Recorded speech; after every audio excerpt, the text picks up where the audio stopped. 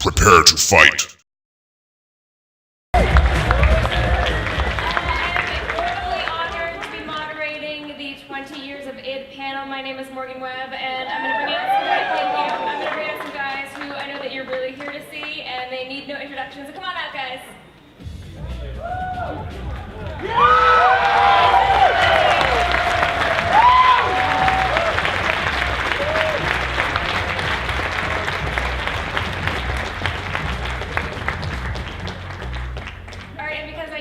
Are definitely not here to hear me talk. I would like to get a little bit of information from each of you about how you started, where you started, and what the culture of ID was like over the course of its life, and how it's reflected in the culture of the games that you make today.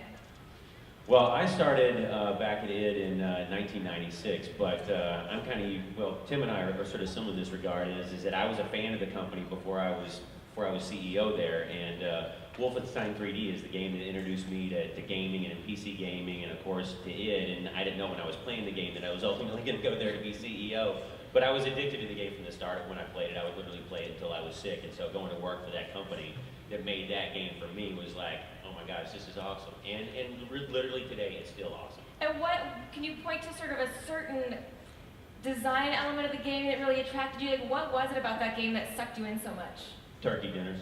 And what was the culture like there when you first started? Well, I think I was, there were 12 guys when I started, and Miss Donna, so it was like 14 people, and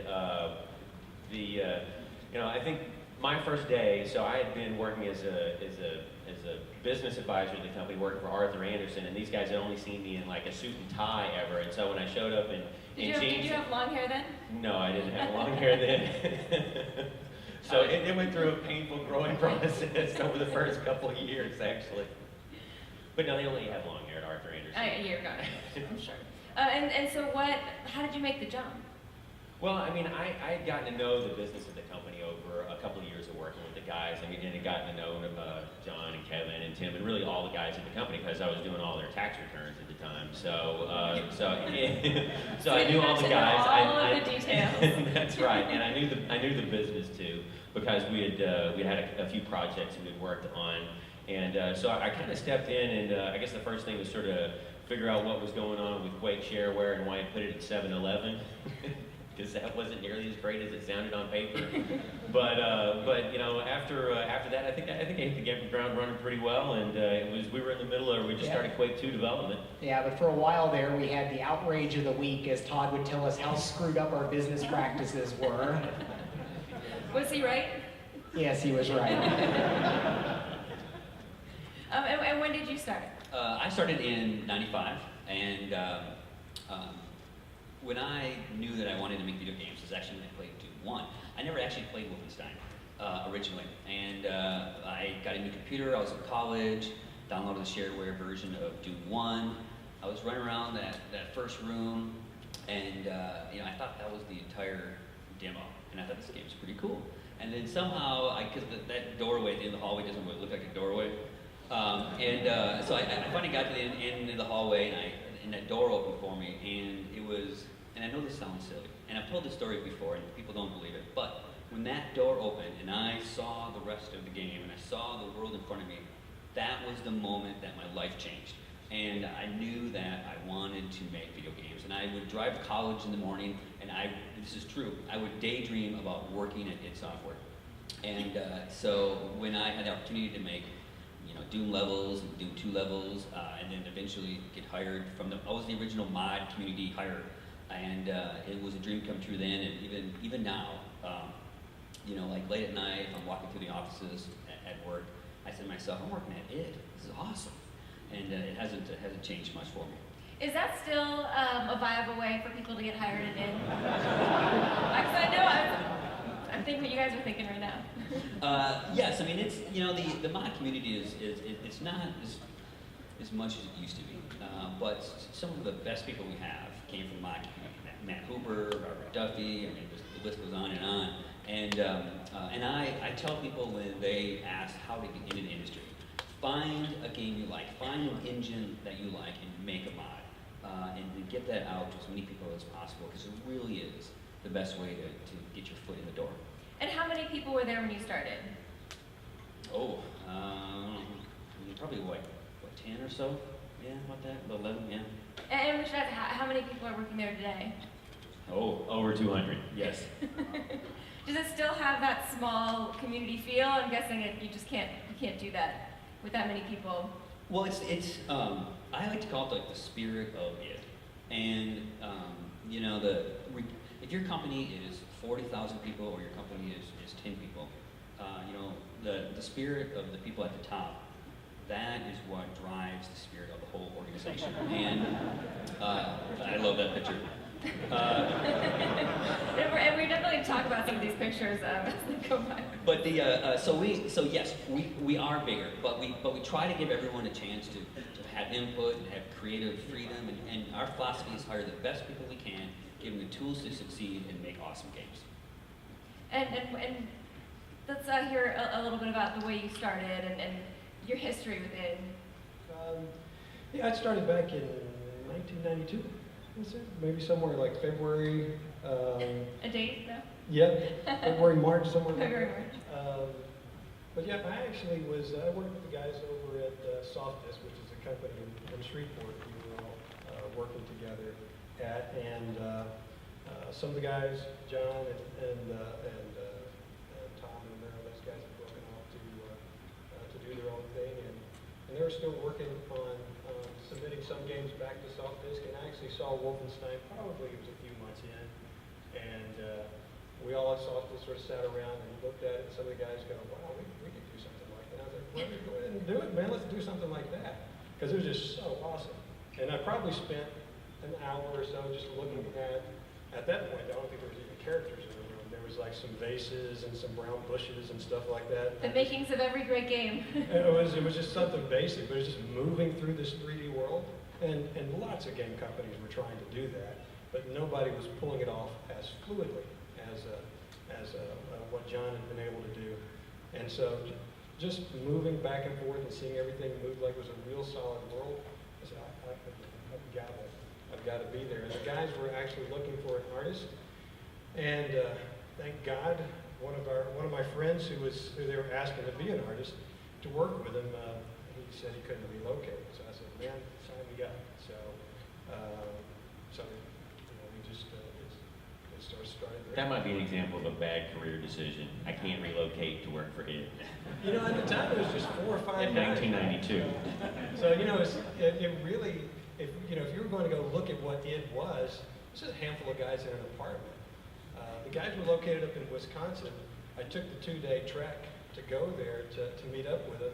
I probably arrived at like 10:30 or 11. All these guys had worked till like 3 in the morning, and so they weren't even up yet. I waked John up. He's in his boxers. Sorry, John. And I was like, well, I'm here. He's like, oh, what time is it? I was like, yeah, it's 11. So they called all the crew in and sort of started from there. But it was one of those things, at least from my perspective. I just wanted to make games, so I had no idea if it was going to last past Wolfenstein or what. But it was just sort of to be a part of that group.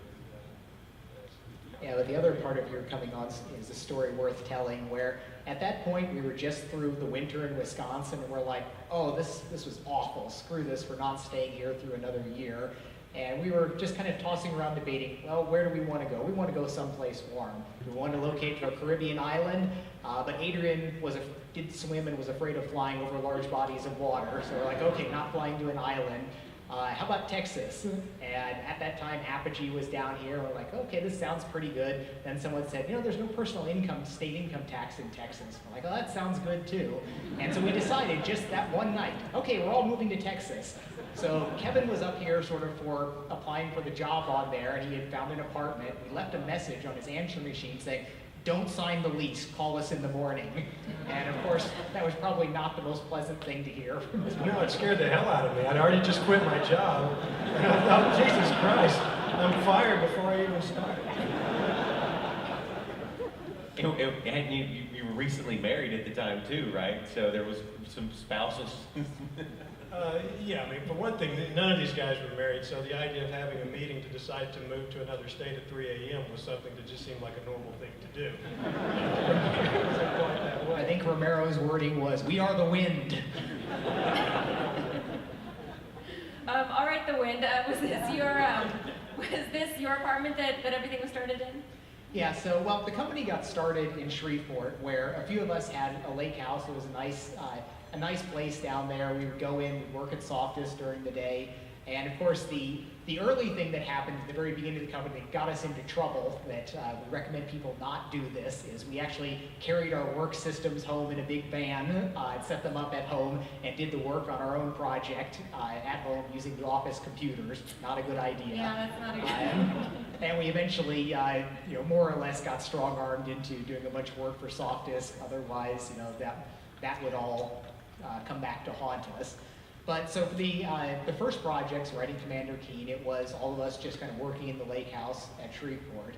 And it was, looking back on it, it was kind of the strange decision about how we managed to move up to Wisconsin, where Tom had gone to college there, and so had Jason Blahoviak. And they're like, looking at it, I think, through the rose-tinted glasses that the college days give you, like, oh, we had such a wonderful time there, neglecting the fact that it gets to be 20 below zero during the winter. And it was, but we didn't feel rooted down to anything. We were all like, well, we can pick up, we can go wherever we want. That seems like, they tell us it's really, really cool and awesome there, and they've got computer science departments and things, and maybe that's a good idea. So we all just picked up and moved up to Wisconsin for a while there. And on the one hand, when you've got 20 below weather outside, it means everyone stays inside and works a lot. And we got a lot done over that winter.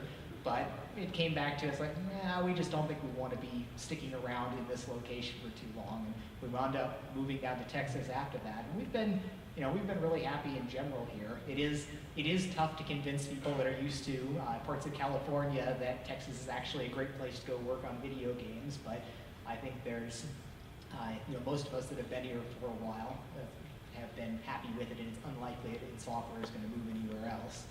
But when people talk about years and dates, I never correlate that with anything. People are like, what are you doing in 96 or 98 or 2001? I never can tie that into anything, because all of my history is all broken up with the code that I was working on, the project that I was doing, or the engine that I was developing. And in many ways, I know I'm very fortunate that the company kind of happened around me. I was doing my thing. I was doing the early scrolling work, the 3D graphics work, and it was Romero and Jay and Tom that would be like, okay, we should really go do something with this. This can be a big deal, and we can make something with this. I'm like, okay, as long as I keep working on the programming that I'm doing. And that's the way it went over multiple generations there. Like, okay, scrolling, now we've got three-dimensional technology and going through all the different generations of that. I always think about things in terms of, well, this was what we were doing during Quake 2, or this is what we were doing during Doom 2, or Quake World, or something like that. And I can never correlate it to years. People are looking at me as like 99, like, hell if I know. Give me a project and I can kind of correlate what I was doing then. But for me personally, you can't go 20 years without some ups and downs, but I've never really hit a deep lull in anything where I'm not happy with what I'm doing. All it has been is, at worst, maybe a little bit of malaise at some time. But for the most part, it's just amazingly awesome. The job that we have, creating things out of nothing. It's, we're magicians working with ethereal stuff and creating worlds. And I love the programming and the development probably more now than I ever did before. There was a sense, it's hard to almost go back before the thought of the internet, information at your fingertips. And in many ways, I almost felt off in the wilderness, figuring things out as I went. Not knowing, of course, that there are books of knowledge that were available at universities, but it wasn't at my fingertips, and I was kind of figuring it all out myself. And that's something that you don't get in the current scheme of things, but because everything is out there, and a lot of times it's more important to find things rather than to invent things. But the craft of software development is something that I feel probably more strongly about today than ever before. And I've gotten to work with a lot of really amazing people, programmers, artists, and developers of all kinds. So I get asked a lot over the last 5-10 years. People hear I'm working with rocketry and other stuff there. I'm like, I hear, well, are you going to quit id and go work on rockets? And usually I say, people don't understand that almost any discipline like that doesn't have a fraction of the breadth of what we deal with in building games. And it sounds trivial that, okay, we're building these entertainment applications, things that people spend their odd moments on, but the truth is it's incredibly sophisticated and detailed, and you could talk about moonshots and things like that, and I'd say, well, our software is a hell of a lot more sophisticated than anything that went into putting people on the moon, and I'm more interested by the challenges of the things that we do here than just about anything else I can think of. I mean, it is true at my heart, I'm an engineer more than I am a gamer specifically. I have great love of games in so many ways, but I could do other things, but I still think this is actually the best place for me to be working, and the best things for me to be working on. And we're really happy that you do that.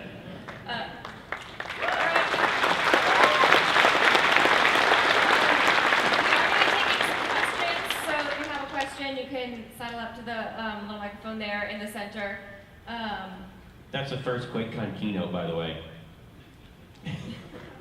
Yeah, so actually the first QuakeCon, it's looking at the history of this event. I do remember just everybody, we had this tiny room that everybody had their computers set up in, and it was getting really hot and with all the lights off and people tripping over cords, all sorts of safety violations.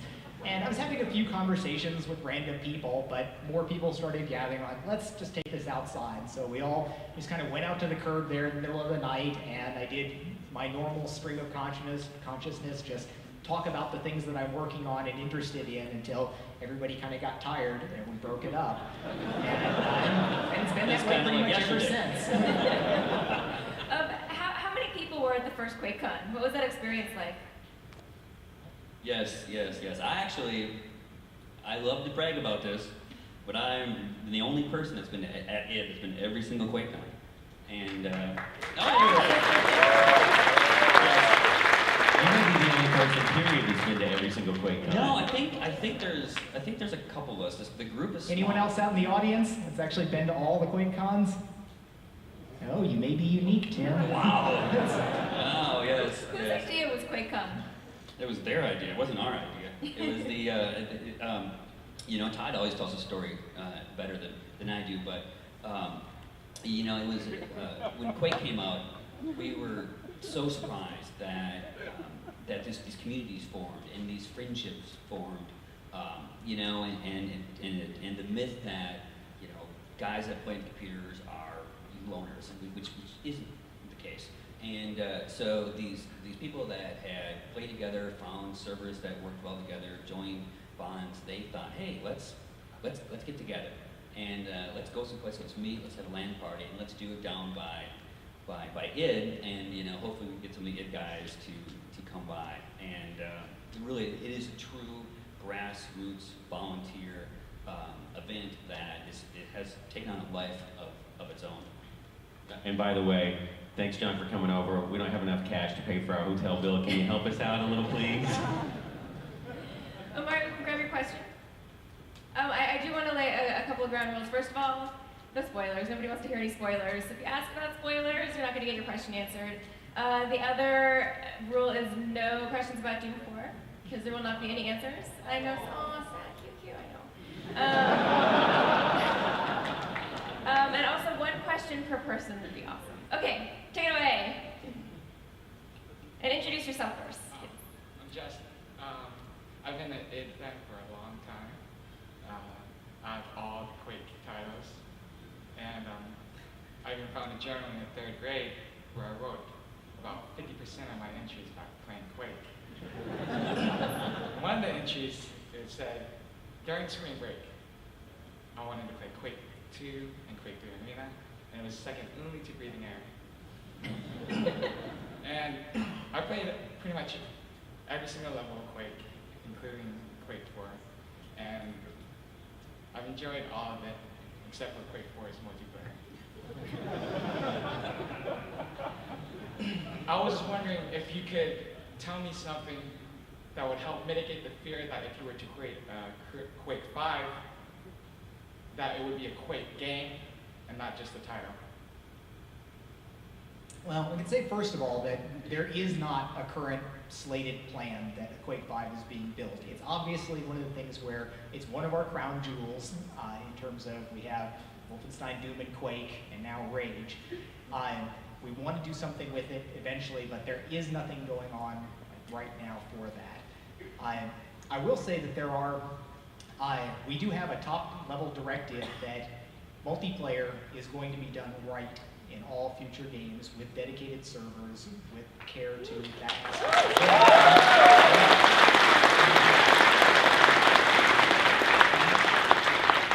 But in terms of the other aspects of the Quake game, it's one of the things that my wife always gets mad at me when I say this about Quake 1, which is so many people's seminal favorite game. It was kind of random in terms of its design on there, and what we pick up from whether we follow the somewhat more coherent, strong plan or revert back to revisiting the wild and wonderful Cthulhu weirdness of Quake 1. We talk about it a lot. It's not, that's a question really where maybe ask us in a year or two as other things go on, and we'll have a better sense of what we're going to be doing with that. Eric?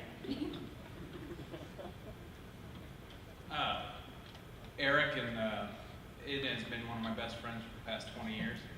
And my question relates to the way the industry is changing. And with the social networking games that are coming, and Zynga and all these other huge companies, and I really love the way y'all have come out with a couple of games for the phones. And I'm wondering how is there any huge direction that the companies are going to be taking?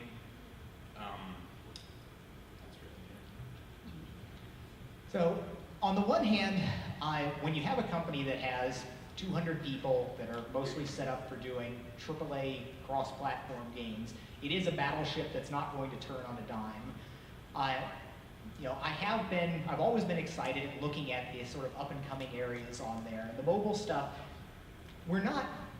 a lot of people like to think that, there's like this big carefully crafted plan, but the truth of the mobile stuff was, like, I got a new phone, I thought the games suck, it's like, let's make a better game on this. And then we started getting iPhones, it's like, well, we really should do something with this.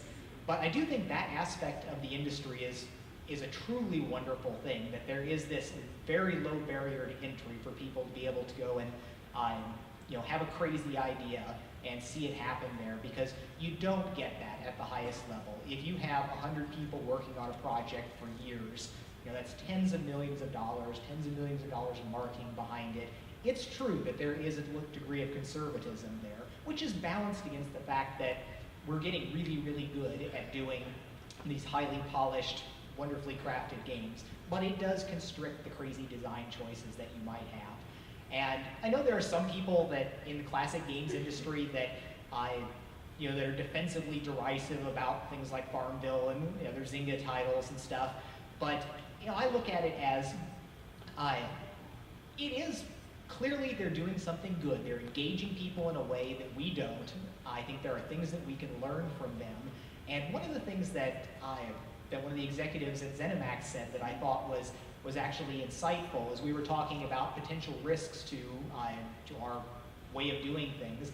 And I would mention that, I do have to wonder if some of these cheap games, if people find that they get enough fun out of spending a couple bucks on a phone game on there, if that might have an impact on people going out and spending $50, $60 on a AAA title. But the response was that, well, the data does not seem to indicate that, and the thinking is that it's a lot easier to get somebody that's a gamer with $2 games and decides they love games and they want better games to go out and buy a high-end AAA title, rather than having people that are buying AAA titles saying, I can just get by with what I've got on the phone. But like I mentioned yesterday in my talk, I do think that there is great potential for the overlap there, where so much of the things that happened with Quake especially, when we looked at it as seeing the clans forming and the get-togethers and the LAN parties, and these are social efforts and these are social events that happened without any infrastructure to support them. They happened in spite of a lack of support for them. And so many things now are looked at as the social networking is the core aspect. And I don't think that's really the right way to look at it, where you still need something at the core that the social aspects help bind together and bring people around to talk about. You know, the network isn't the meat of it at that point, but there is great possibility for enhancing the experience that everyone gets out of a game by doing that. And it's one of these things that as a company, we don't have great in-house talent addressing that right now. And we've had to grow, we've been forced to grow as a company in a lot of ways, where we have brought on a lot more in-house sort of cinematic aesthetic sense of things as games have taken on more of the trappings of movies. And it is likely that we'll have to take on more and more of this. And Quake Live was a step in that direction to look at how we wrap an experience around the core of the game. And it's going to be more and more important. And it's not something that I'd say we have a super firm grasp on, but it's something we need to be keeping our eyes on as we go forward. By the way, I think it's still up on the screen. Yeah, that slide, this was actually sent to me. This is somebody's personal collection of 8 games. And I think the guy's from Germany and shirts and all this stuff, that this is like one guy's thing. And I was like, this is amazing. This is stuff that isn't even in our library. Is that an Armadillo Aerospace shirt right Yeah, there? on the wing of the couch. Yeah, so you know you're hardcore if you have an Armadillo Aerospace shirt in your 8 collection. Yes. Of course, if we're talking extreme people, we should mention some of like the full body Doom tattoos that people have shown us over the years. Yes, that is amazing. Does that freak you out a little bit? Yes, It was tattoo off at the first Quick Draw yesterday. There's a guy who got Quake Live tattooed on the inside of his bicep. Yes. We had a few guys at working on the Rage project, and they're like, "Oh, you want to get a Rage tattoo?" And I was like, "Don't! You'll spend the rest of your life with a Rage tattoo." You know, Girls trust tend me. not to understand that as much as Yes. other Yeah. guys do. But yes. Yeah, imagine if you got like a mechanized Hitler tattoo. This was really cool in '92. I'll just make him into the cyber demon now. Patches coming up. tattoo. Hi, I'm Sam. I've done a lot of 3D work in recent years. I have a question about making the jump into game modification, game programming. And after a while of working with 3D, teaching light game design to kids through like logic-based programs, what's the first logical step for a fan to move towards writing their own code, building their own games, and just starting off their own tree of your works? So I've told a lot of people over the years kind of a couple reasonable paths. And it actually has been really rewarding to see. Now that 20 years have gone by, there's a steady trickle of emails that I get from people that just thank me for some bit of advice or for some inspiration to get them to the position that they're in their lives now. But the advice I've been giving for years is that if you just want to get into the industry now, some of the school programs are actually pretty decent and are useful, and we've gotten some good people there. That wasn't the case many years ago. But if you really want to become a serious programmer, on the one hand, I recommend a 2-pronged direction where it is important to be able to work in the massive code bases, because that's what you will do day to day. You will not be sitting down and writing a brand new engine if you're working in the games industry in almost all cases. You will be slogging through a couple billion lines of code written by dozens of other developers, many of whom you may be significantly better than, but you still have to live with the code that they're producing. That's reality. There is a huge mess of code that you have to deal with, and you have to be good at it. And the skills of working in that are not necessarily the same as going and writing a tiny cool demo. But I do also recommend that people go back to the absolute basics. And you should go to the classic games. You should look at and implement Space Invaders, Pac-Man, Donkey Kong, Mario Brothers. Run through the classic history of games. We have far better development tools. It doesn't take as long to implement these things as it took to originally develop them.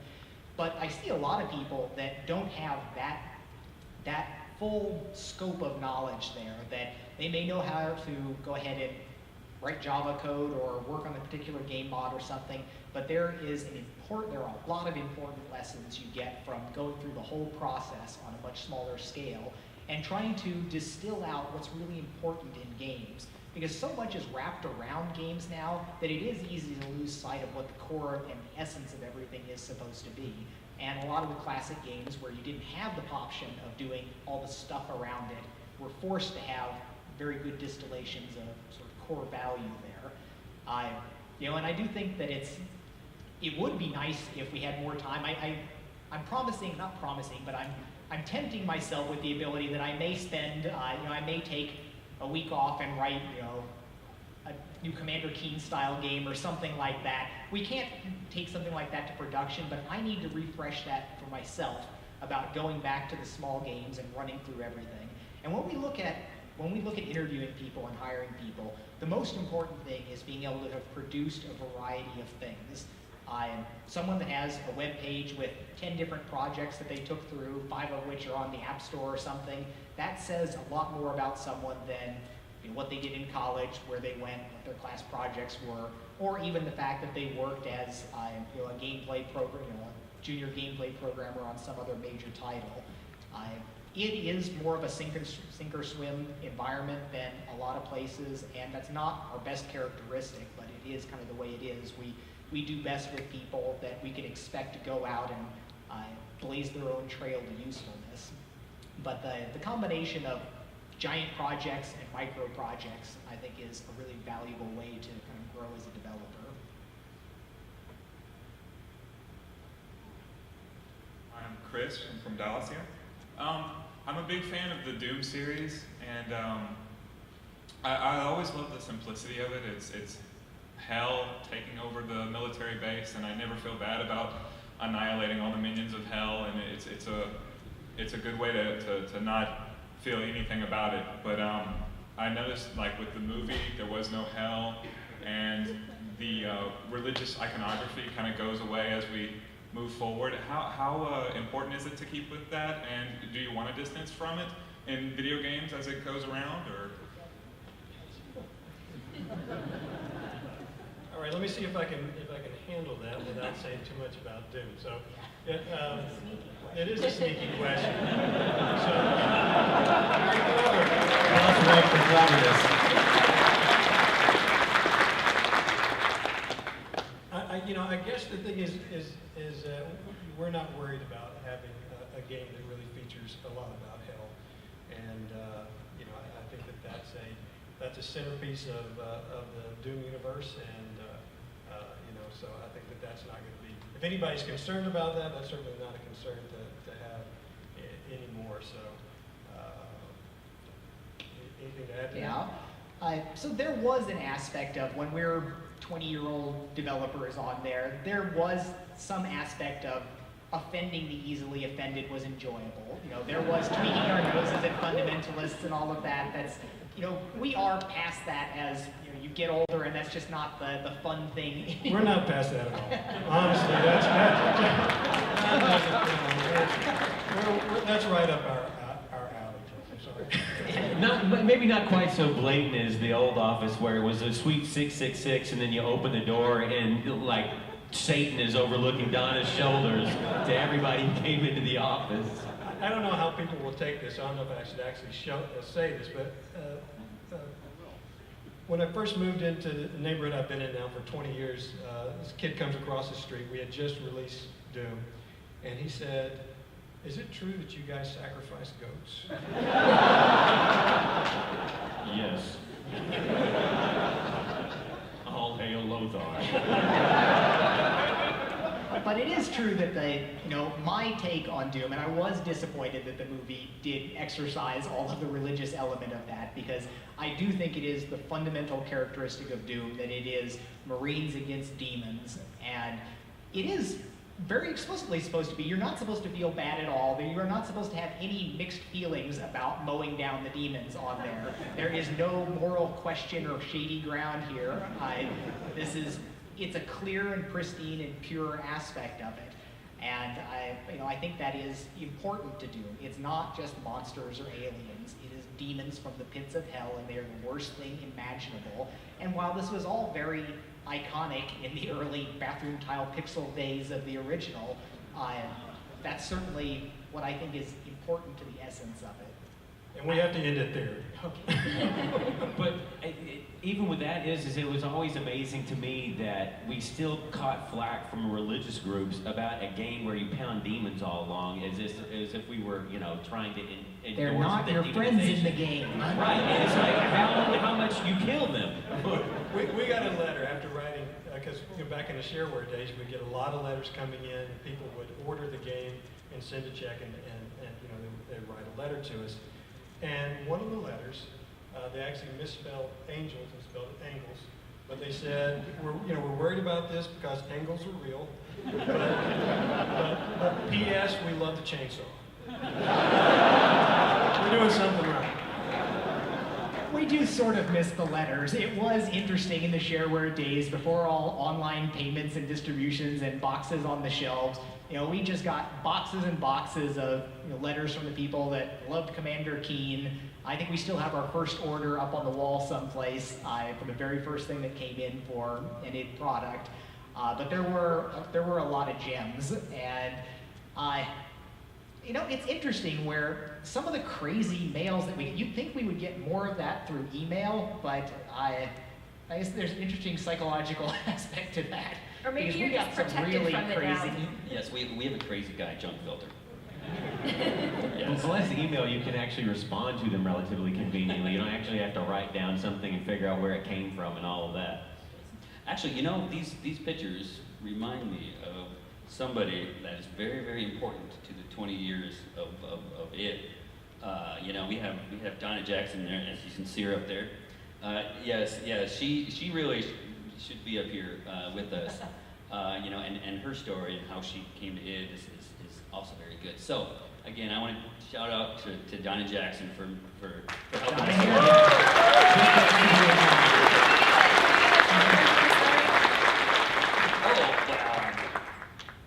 You want me to tell it? Well, how Donna's? Well, yeah, I'll tell it. Are you here, Donna? Is she here? Oh, no, good. If I mess it up, it's okay. So Donna, and correct me if I'm wrong, Donna worked for, this is before my time, she worked for a temp agency. Yes, and Jay Wilbur, he just needed some help answering the phones and things, and so he called the temp agency and said, hey, can you send someone down? And, Donna says she showed up, and, she sat down at the desk, and Jay told her about, what to do, and she's like, what are these boys doing? These boys are kind of crazy. And she told me that she called the temp agency and said, listen, I'm out of here. I'm in here for a day, and then you need to send me someplace else. And then as the day went on, Donna, saw, all the boys, and she'd always had brothers growing up and sons, and she came to the realization that she really needed to stay and help these boys survive. And she's been with the company longer than I have. 18 years? Is that right? Yes. So Absolutely. I don't know if it was said. She's an it mom, and honestly, she has taken care of the company from day one, all the way from greeting guys from the first day, helping guys find their way around town. Just super. So, I think the obvious thing was like, oh my God, these guys are not going to be able to survive without somebody to pull them together. She took pity on you guys. Now she has 200 poor wastes to take care of. Miss Donna's like the queen of one-liners too. Just like gets right to the heart of the subject. As I was saying, it's my first day at ID. I sort of ditched the suit, and I walked in the door, and she's like, "Where's your suit?" And it's like, everybody else is wearing shorts, can't I? All right, come on down. Hi, I'm an artist at the University of North Texas. I deal primarily with video game engines. I love id. I've worked with y'all's engines a lot in my work. And I was just wondering, for an artist who's trying to get into the industry, what are some options or a good path to take? Well, luckily, I haven't had to find a job in a long time, so that's, for me, it was just get my hands on anything that I could to try to play around with it, to create something that I felt like was cool. And, back in the day, things were far less complex. We didn't have to create things with such level of fidelity and realism. But it was kind of it was a challenge to sort of figure out what to do and sort of trog through the problems. We were creating art with drawing things with joysticks and stuff like that on dual pad programs. There's all types of different strange graphic mode things you'd have to get used to. At the time when I was working working with John at SoftDisk, we probably did art on countless different sort of graphics modes and things like that. But I mean, the bottom line is that, you know, as an artist, you really just want to get out there, get knee deep into what you're creating and create. Just show off what you can do. If you've got access to a program, I'm up here on stage, so if you got access to a program, buy it. You know, some people borrow it, we'll call it that. But whatever you can do to create, you know, to create some content to show off. You know, as John mentioned, now there is all these schools to get into. Some of them very, very good about giving people access to the tools, giving them access to somebody who can sort of show them the ropes, educate them on how to make content for games, which is, it's very different than making content for movies or just making content for your own interest. But you know, just get in there and start creating stuff. Get your website going, put your portfolio up there, and also get involved with other artists, get their feedback. Find some talented artists that you know, either at a university or somebody you start exchanging some emails with, get some critical feedback on your work, and just go from there. Perfect. All right, come on down. Hi, I asked you a question last night, John, at your keynote. I told you before I asked my question that I'm in computer science, and I'm in computer science because of what you and it had done, and you inspired me to enter that field. My question for you now is, what one person inspired you to be the person you are today as a programmer? So it is kind of weird where I can remember like sitting in my grandparents' house with the World Book Encyclopedia open, looking at these old reel-to-reel computers, and just thinking, that's really neat stuff. And you know, even before, I was excited when the idea of personal computers came out, and I remember going to a Radio Shack to tap away on a TRS-80 computer. No, I didn't really have someone that was a mentor or an inspiration to me, and I think that that's, you know, I was asked that just recently in another context when people were talking about mentors and things like that, and I try to provide as much help as I can to other people, and in many ways, a lot of things, like the open sourcing that I do now, is a reaction to what I wish that I had when I was younger. Because I can remember like hex editing and disassembling Ultima and Wizardry on the Apple II, and thinking, wouldn't it be great if I had the source code to this? Not even thinking about, wouldn't it be great if I could talk to the people that program these things? So you know, I was in a little bit of a vacuum, and it certainly led to me reinventing well-known things. Like Romero termed some of the early compression work that I was doing karmacizing, even though it was just kind of a half-assed LZSS implementation, but it was just something I was figuring out, you know, on my own. And that's something that I try to impress on people today, how much is available now that, and also when people ask me what I would recommend for someone getting started, it's tough because the world is completely different now. I had 2 reference books that I basically learned for years off of, you know, one 6502 assembly language and like an Apple II technical reference manual. And there were books that I had seen once that I wished I could find, and that was a very, very different world where now you can answer any question you want, you can find it all out. And there are these great communities where you can be in and you can learn from lots of different people. So none of that, I didn't really have any of that through the formative years. It was really awesome at id for, when I moved to the x86 platform on there, when I first started at SoftDisk, the first thing that I did was, oh my God, we've got all these magazines and books, and I read everything that was basically in the company. And they had a good magazine section and some good references of a lot of programming things. And the articles that I got the most out of were the Dr. Jobs journals by Michael Abrash. And that's why it was really a fine time for me a couple years later to be convincing Michael to come down and work with me on Quake 1. So I think that people that can have somebody that can guide them a little bit more and provide some mentorship are probably in, while there's benefit to doing things the hard way, the benefits, they're not overwhelming. You're better off if you can have somebody show you some of the ropes there.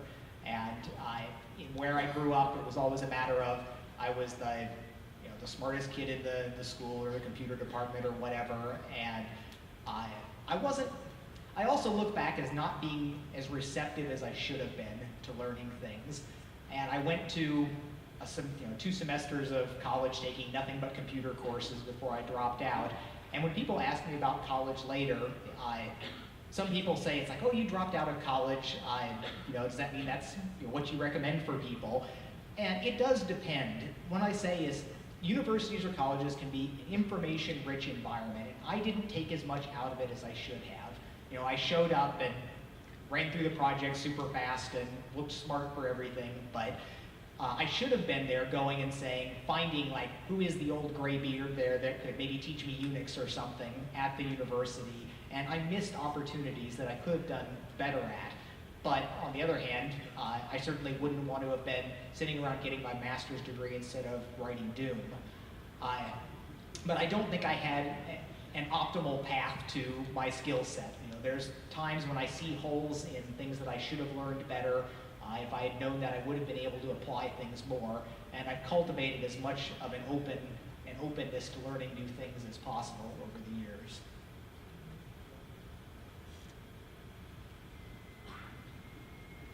Hey guys, Dave from rip10.com. I've got a question from my Twitter feed, and that is, what are your thoughts on the console scum that are ruining hardcore gaming?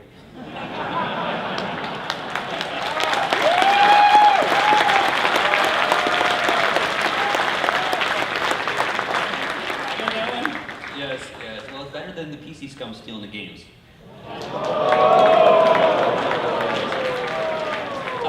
Really, if you look out at the landscape, and we have systems that are powerful.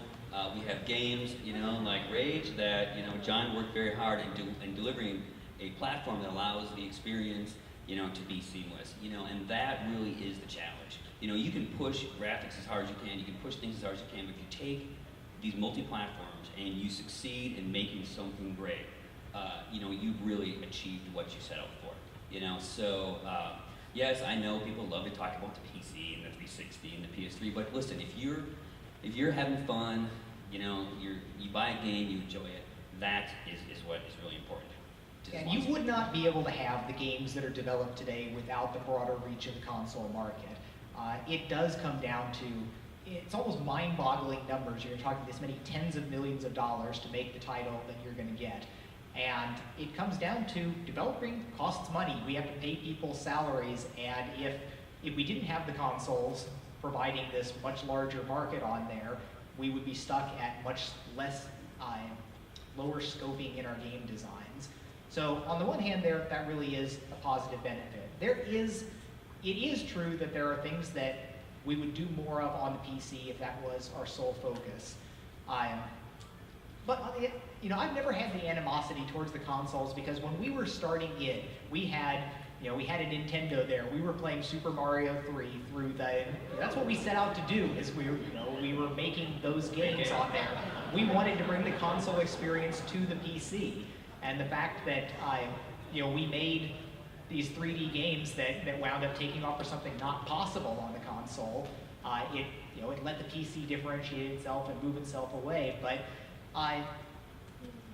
the PC has been the platform of just crazy stuff, like $500 video cards to play the games on there, spend $500 for a video card to play a $50 game. And this is, it's amazing on the one sense, and the fact that we kind of guide the development of all of this through there. But it is, in the end, it's about making games that are fun, and the consoles do things that the PC needs to get better at, and PCs do learn from the consoles. Certainly the consoles now are essentially sanitized PCs. It's very different from when we look at a Saturn or something like that, where you've got a console that is this weird, bizarre hardware thing, but the consoles now are PCs with some of the expandability sort of cut off of them. Internally, we never really ran into much. I think it went over smoother internally working across platform than than a lot of it might have thought from outside. It's like, well, we're PC diehards on here. We make games. The platform that we choose to make the games for just isn't at the very top of our focus. But it wasn't the PC that made us turn the German Shepherds into rats, took out all the crosses, and made the red blood turn Yeah, so it's green. worth talking a little bit about the old days where we had, I got to do the console development after Doom, where I did Super Nintendo, I have 32X and Jaguar versions, and we swore off Nintendo for a decade over that kind of debacle on there, where we're like, okay, we're used to doing our cool stuff on the PC, and now we submit our game for approval to the Super Mario Club. That didn't go real well, and they're like, you cannot shoot dogs. That's not acceptable. It's like, okay, people can't bleed. It has to be green something on here. And these were just ridiculous things. We were like, this is stupid. I don't want to deal with any of this. And we shunned Nintendo for over a decade, kind of based on that experience. But we were certainly happier working with Sega or Atari on those platforms where it really wasn't an issue. And I have to say that I have even come around a bit on the notion of first-party requirements. And I touched on a little bit of this yesterday talking about code quality and code static analysis. There's a temptation to just say, we know what the hell we're doing, and anybody that disagrees with us, we don't need to listen to them. But just like I see a lot of the benefit in having some anal retentive program point out that I'm not crossing all my T's and dotting my I's as I should be on there, even if I really think it's not necessary, there's some value to having some standards on the first party level also to make sure that people don't put something out that they're not thinking is going to be an issue, but really 20 million gamers are going to be pissed off about. So even on that side of things, I've come around a little bit to the side of the console gaming. But we'll see how things go. I mean, there's a wheel here going on where everything was consoles, then all the cool stuff was on PCs, now it's bridging over. It is completely possible that the uptake of the importance of social networking and the other interactions that you want to take on there may grow the PC side of things back into the dominant force. And certainly when you look at a lot of things like massively multiplayer games, which you could say is, that is one of the pillars of the entire gaming experience that is owned by the PC space.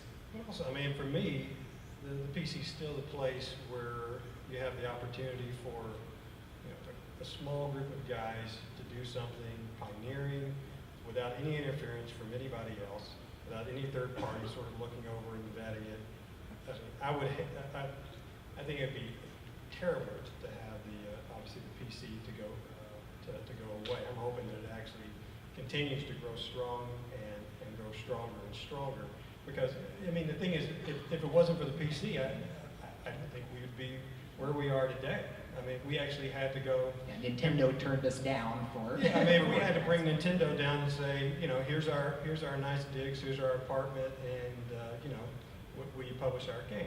I think they'd walk away from it until we turned our dogs into mice and turned our blood to green, which we wouldn't have done at the point. So I don't know. I think the PC is extremely important to the gaming industry, and still, I would say, the vast majority of the guys are big PC fans. Of course, a lot of guys at id are big, just multiplayer fans. And from my perspective, although I think playing multiplayer games on the console is great, I think really where you really get into the true experience of competitive multiplayer is on the PC. Yeah, and it's also worth. I think people talk about how the decline of the PC games industry, when they're looking at AAA action titles on there, it's like, yes, there are less important, significant titles there. They move less units, but I bet there's actually far more hours spent playing PC games now than ever before. But a lot of them may be web games and MMOs and things that aren't. There's a sadness that your particular favorite brand of games may have migrated to a somewhat different platform on there. But PC gaming as a whole is still extremely vibrant, and that aspect about, it's great to hear the success stories of people that put together a web game and get millions of people visiting that and turn that into, there's the cottage industries there are a wonderful thing, that it's not all the giant corporatized mass media pushes that we have on the cross-platform AAA titles. I think it's safe to say that as long as there's id, there will be PC gaming. We'll be here, we're not going anywhere. Great stuff, thanks guys. Make it a little bit quick. question's actually for you, John. Last year, I had the head of NVIDIA was going to escort me to your room to get your autograph, but you'd left for your son's birthday. I was wondering, you know, all of your accomplishments, all of your achievements, Doom was my step into first-person shooters, you know, so influential. Do you think your son's going to follow in your footsteps at all? It really has been, a very wonderful experience having kids, and it's made me look at a lot of things. I mean, everyone that's a parent knows this, that you look at the world differently when you have your children there. And on the topic of gaming here, it really did invigorate me over the last few years, where there would be times where I would go long periods without really playing a lot of video games. I work on them all day long, but you know, if I got home, I would read a book or something. But seeing it through the eyes of my son as he grows up and sees the magic of gaming, the fact that the most exciting thing in the world, given a choice of any of the activities that he'd want to do, he would like to play video games. And seeing that sparkle and that sense, which all of us had at some point and may have been dimmed a little bit over time, that's been a rebirth for me in many ways to look at that. So most of the games that I do play now they're younger focused games that I can play with my son, but I always have loved the Mario games. That was instrumental to certainly the founding of the id with the Commander Keen series. But just seeing the love of that has been very, very powerful for me. Speaking as a parent, my son is smart as a whip. You know, I'm really happy to see him reading 3 or 4 grade levels above his age and doing complex math problems in his head, all that. And I push him towards wanting to do all this. He says his teacher going around asking everyone what they want to do when they grow up. My son's response was, "I want to build robots and become a billionaire."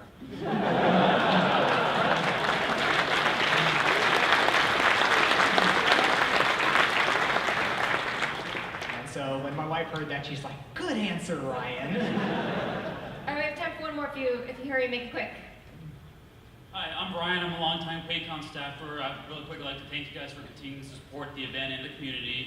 So thank you for that. What's everybody's favorite QuakeCon moment? So first, I'd like to thank you and all the other QuakeCon volunteers.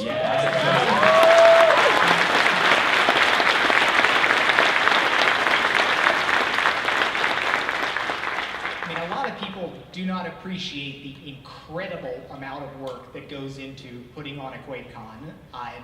I know for the couple years that my wife Anna was managing the process, just seeing how ragged she was run, trying to keep everything together here, and the fact that we have so many people that are volunteering their time, that speaks very well to the community that we've got here, and I really am appreciative of all of that. So in terms of the QuakeCon, memories, it's not even the thing that stuck with me the most, just because of the nature of it. On one of the early QuakeCons, somebody made little pewter keychain things, and I carried that around for a decade until finally the little top of that broke off and fell off and became a Quake coin rather than a keychain there. And of course, that would mean that every day I'm pulling something out of my pocket that would remind me of the efforts of the people at QuakeCon. And some of those physical artifacts, I think, have been very powerful. Some of the tournament trophies and everything have been amazingly cool in some of those aspects. For me, it's we make games, but without something like QuakeCon, we really have not a strong connection to the guys who play them and the girls who play them. And this is a great opportunity to come out and talk to people who love our games. We spend a huge amount of time, put a lot of passion into them, and it's great to see that back. Certainly for the guys who spend so much of their time bringing QuakeCon together, huge amount of appreciation for that, and all the people that show up. It's hard to kind of break it out into one moment, the thing that sort of popped into my head. It may not be the best thing, but the one year I was here, we were just walking through the courtyard, and there was guys talking about games, and I sat down talking to a few guys about what's their favorite games and things like that. And then out the corner of my eye, there's a group of guys playing I have no idea what it is. Some guy is dressed in black, he jumps behind a bush, He hides behind the bush. Some other guy comes around, some guy runs around the corner and hides behind the door, and off they go. And then about 30 minutes later, I'm going upstairs to one of the rooms, and then there's two people just sitting down in the elevator, and they're just hanging out in the elevator. That's what they're going to do for that day. And I'm like, what are you doing? And we're just hanging out and helping out in the elevator. And I'm like, okay, well, have a good time. So, I mean, I don't know why that sticks in my head, but it's so unique. But I think it's the thing is all these people who play games together, coming from all over the place to get a chance to meet each other and in person and sort of make new friends and reunite with old friends is terrific. That goes for us as well. You know, again, for most of the people that play our games, we never get a chance to see them and talk to them. So this is great for us, and we certainly do appreciate it. I also want to mention that QuakeCon is something that I bring up every time that little wheel of issues rolls around and the press is asking us about the social effects of our games, and you know, are we concerned about the effects that video games have on people? And you know, that topic bumped back up around recently. And my answer is always, no, I am not at all concerned about this, where if you meet the people that play video games, these are not the people that you're worried about that are going to go off and be problems in society on here. You need to come to a QuakeCon and just see the people that spend lots of time playing these games. This is not the problem that you might imagine it to be. All right, you guys have 30 seconds each. Yes, real Just quick, throw that out there. my favorite thing about QuakeCon is every time I go to QuakeCon, for years, I just got my ass kicked every time I played Deathmatch. So, Team Arena, last CTF map, 2-on-2, at id for like 6 months before QuakeCon. We practiced every single day. And Tim actually is sneaky, where he picks the least popular map and trains up on it, so he thinks he's got an edge. Yes, but it's not Tim's fault that everybody didn't play that map. I mean, we even created our own game out of it, Master of the Universe. If you can master that map, you're a Master of the Universe. And then I showed up to QuakeCon and I talked to NVIDIA and I said, I'm gonna have a little, come play with us, and if you beat us, you get a video card. And NVIDIA's like, ooh, this is great, And they're like, we better bring a lot of video cards because you guys suck. And I was like, yes, and for that day, it was my shining moment where I kicked ass.